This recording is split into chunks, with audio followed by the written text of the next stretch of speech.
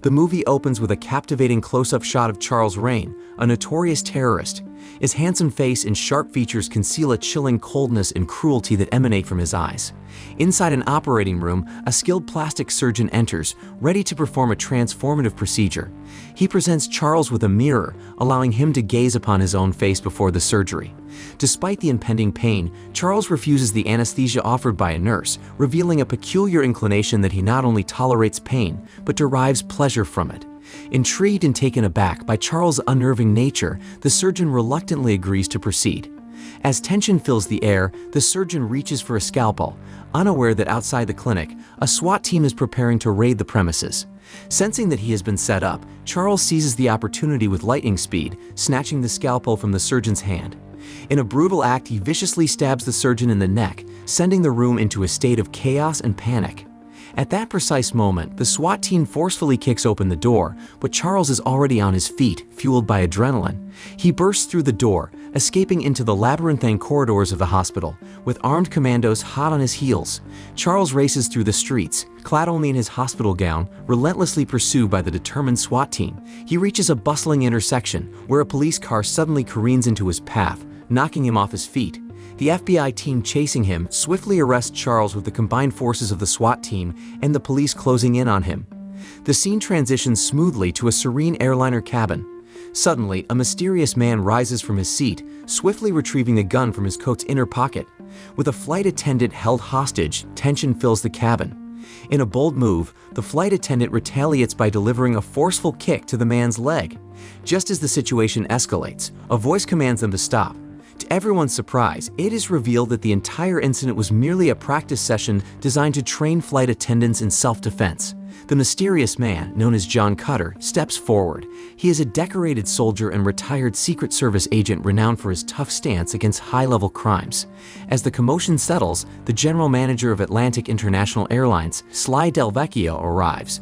It becomes evident that John and Sly share a camaraderie.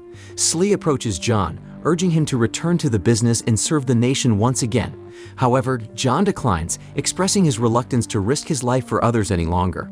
Undeterred, Sly makes a proposition. He offers John a position as the head of the counterterrorism unit in Atlantic International Airline. He agrees to lead the counterterrorism unit, knowing that his expertise and dedication could make a significant impact. Charles is escorted through the jail, surrounded by the catcalls and taunts of other inmates from their cells. In his cell, Rain engages in a conversation with his attorney, who informs him that he will be transported to Los Angeles to stand trial. The attorney suggests pleading insanity, but Charles vehemently rejects the idea, expressing his sanity by forcefully bashing his head against the table. The scene concludes with Charles gazing intently out of a cell window, his thoughts shrouded in contemplation. The narrative then flashes back to a few years earlier, where John and his late wife are peacefully shopping in a convenience store. Suddenly, a robber storms in, threatening to steal money from the counter. Driven by his strong sense of integrity, John attempts to intervene, but the robber seizes his wife, holding her hostage. Despite the collective retreat of everyone in the store, the heartless robber callously shoots John's wife. Overwhelmed with anger and sorrow, John takes down the assailant, but when he rushes to his wife's side, he finds her lifeless. In a restaurant, John meets with Sly Delvecchio and Ramsey, who successfully persuade him to accept the position of Vice President of Security for the airline. They celebrate their collaboration, recognizing the potential impact they can make. As John prepares for his inaugural day at work, he learns that he must maintain anonymity and protect a large Lockheed airline carrying nearly 200 passengers. Assigned to seat number 57, John coincidentally finds himself on the same flight as Charles and two FBI agents, indicating that the journey is bound for California. Among the flight attendants, Marty is present, accompanied by a blonde woman named Sabrina. Unexpectedly, Charles, with his unsettling smile, sits beside one of the FBI agents. Charles noticed a young boy and playfully pretends to be shot by the boy's finger gun. However, as the boy's mother catches sight of Charles' handcuffs, she becomes alarmed, immediately fearing for her child's safety. The sight of the handcuffs also instills fear and alarm among other passengers, as they realize there is a criminal on board. Marty, the sassy black flight attendant from the training course, and Sabrina begin to acquaint themselves with each other. The aircraft taxis down the runway, eventually taking off into the air, carrying both the good and the bad among its passengers. Inquiring about the man with the handcuffs, Charles, concerned for their safety, the mother seeks reassurance from Sabrina, who confidently assures her that everything is under control. In the midst of the flight, John approaches Marty, requesting an aspirin. He admits to feeling uncomfortable flying, an ironic sentiment for an airline security agent. Marty responds with an attitude, still harboring annoyance from their previous disagreement during training. John retreats to his seat after the brief exchange. Sometime later, Marty notices a suspicious-looking staff member in the lower deck and calls him over, asking for a special service. The staff member obliges and places a metal briefcase on the waiting tray. Seizing the opportunity, John, irritated by his talkative seatmate, seizes a moment of solitude and heads to the restroom. Once inside, he locks the door. Unbeknownst to John, Sabrina retrieves the contents of the metal box, revealing a gun. With cold determination, she approaches the unsuspecting FBI agents and shoots them in the head, shocking everyone aboard the aircraft. Charles, now freed from his handcuffs using the key from one of the deceased agents, receives a gun from Mr. Forget, another collaborator. It becomes apparent that Sabrina and Mr. Forget are working for Charles Rain, but the extent of their alliance remains unclear. Making his way to the cockpit, Charles and his henchmen seize control of the flight, holding the passengers hostage. To assert his dominance, Charles ruthlessly kills one of the pilots, sending a chilling message. The remaining 2 pilots submit control of the flight to him. Unaware of the unfolding chaos, John overhears the terrifying turn of events from the restroom.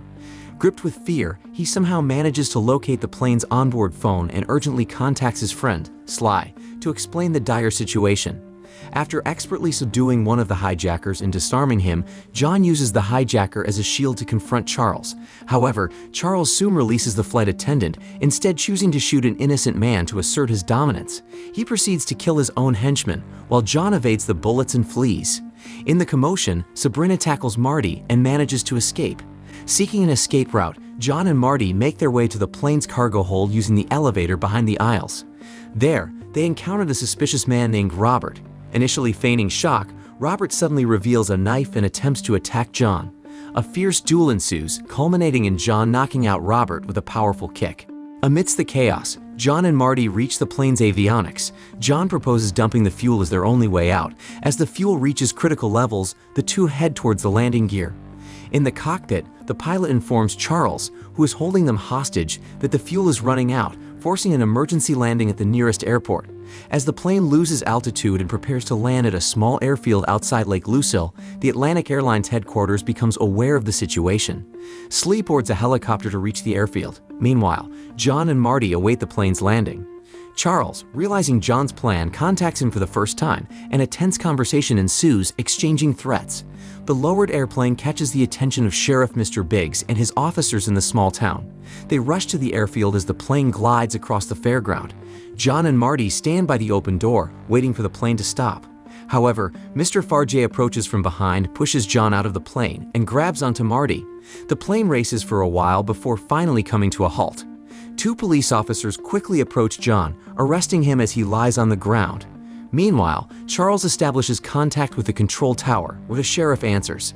Charles clearly states his demands: refuel the plane within 10 minutes, and in return, he promises to release 100 passengers. The sheriff refuses the deal initially, but when Charles kills 5 passengers on the spot and throws their bodies out of the plane, the situation takes a grave turn. Biggs reluctantly agrees to Charles' demands, signaling that they can refuel the plane if the killing stops. At Atlantic's headquarters, they realize Charles' plan to create a diversion and escape in the chaos.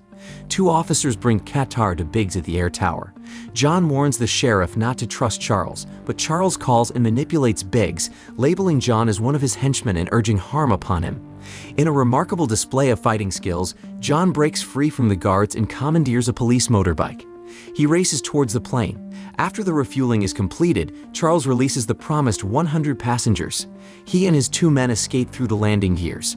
Meanwhile, the FBI arrives at the radio tower and begins questioning Sheriff Biggs. As John continues his search for Charles, he arrives at a carnival fair filled with children and joyful people. One of Charles' henchmen spots John and attempts to shoot him from behind, but the shot misses. John evades and starts running. In a thrilling pursuit, Charles follows John, who cleverly climbs onto a seat of a Ferris wheel.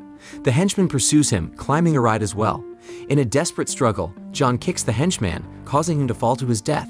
Seizing the opportunity, John sneaks onto another ride, stealthily closing in on Charles, who remains unaware. Suddenly, a fleet of police cars arrives, and the entire police squad apprehends Charles. The intense chase and confrontation comes to an end as Charles is taken into custody by the authorities. Slee arrives at the scene just as Charles threatens confidently that his henchmen will kill more passengers if he isn't allowed back on the plane and given clearance to fly. With determination in his eyes, Charles is led back onto the plane, accompanied by 2 FBI escorts and a sniper trained on him, ready to take him down and allow the assault team to rescue the hostages. However, as the FBI agents escort Charles towards the plane, chaos erupts. The suspenseful man from the plane eliminates the snipers with precise shots, catching everyone off guard. A fierce gunfight ensues between the FBI and the hijackers, resulting in casualties on both sides. Amidst the turmoil, John notices Robert descending a staircase and swiftly takes him down with a fatal shot. Meanwhile, the plane starts to take off with Charles still on board. Slee and John refuse to let him escape, so they jump into their police cars and embark on a thrilling pursuit. John manages to catch up and with incredible agility climbs onto the plane's landing gear. Determined to stop Charles, John makes his way inside the aircraft. Inside the plane, John confronts one of Charles' henchmen, engaging in a fierce battle that ultimately ends in a henchman's demise. Moving forward, John encounters Sabrina, the fake flight attendant who has been assisting Charles. With a swift blow, John knocks her unconscious, leaving Charles as the sole remaining hijacker. A high-stakes showdown ensues between John and Charles as they exchange blows, each fighting for their own version of justice. However, amidst their struggle, a stray bullet pierces the plane, causing a rapid loss of air pressure. The force destroys one of the doors, leading to a terrifying scenario where passengers are sucked out of the plane due to the intense pressure. Desperately clinging to their seats, John manages to kick Charles towards the blown-out door, sending him hurtling to his demise on the ground below. With Charles eliminated, John informs the remaining passengers that the plane is now safe from hijackers, bringing a collective sense of relief. The aircraft lands safely on the runway and passengers are escorted to safety. As the ordeal comes to an end, the authorities arrest Sabrina, who has regained consciousness, and take her into custody. John and Marty, the flight attendant, walk away from the scene, avoiding the throngs of reporters seeking solace and closure. Meanwhile, Sly seizes the opportunity to claim credit for this heroic act in front of the press, relishing the spotlight for himself. Subscribe to see more videos like this, turn on notifications, and leave a like to help the channel out. Thank you for watching.